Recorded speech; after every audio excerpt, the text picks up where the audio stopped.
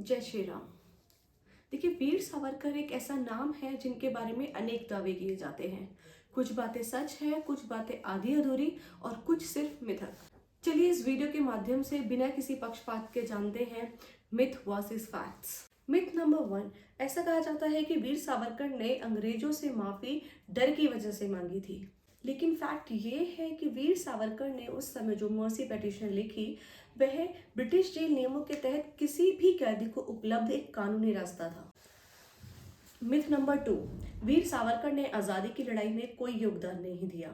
लेकिन तथ्य ये है कि काला पानी की 2 आजीवन सजाएं सिर्फ उन्हीं को मिली और ये इस बात का प्रमाण है कि ब्रिटिश के दुश्मनों में उनका भी नाम था। मिथ नंबर 3, वीर सावरकर एक कट्टर हिंदू थे और वह अन्य धर्म के विरोधी थे। लेकिन फैक्ट ये है उन्होंने खुले तौर पर कहा कि मंदिरों में अछूतों का भी प्रवेश होना चाहिए और यह उस समय का प्रगतिशील विचार था। उनका मानना था कि राष्ट्र की एकता धर्म के आधार पर नहीं होनी चाहिए बल्कि संस्कृति एवं राष्ट्रभक्ति के आधार पर होनी चाहिए। मिथ नंबर 4, वीर सावरकर कायर थे और वे मुकदमे से भागना चाहते थे। लेकिन फैक्ट ये है कि ब्रिटिश अभिलेखों में भी उनके बारे में वेरी डेंजरस रिवॉल्यूशनरी कहा गया है।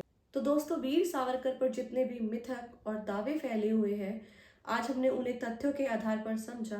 इतिहास हमेशा भावनाओं से नहीं सच्चाई से लिखा जाता है और हम सबको उस सच्चाई के बारे में पता होना चाहिए। और अंत में मैं यही कहना चाहूंगी कि वीर सावरकर कोई व्यक्ति नहीं थे, विचार थे। सीमित नहीं थे, विस्तार थे। चिंगारी नहीं थे, अंगार थे। वीर सावरकर माने तेज, वीर सावरकर माने तप, वीर सावरकर माने त्याग, वीर सावरकर माने तीर, वीर सावरकर माने तलवार। जय हिंद।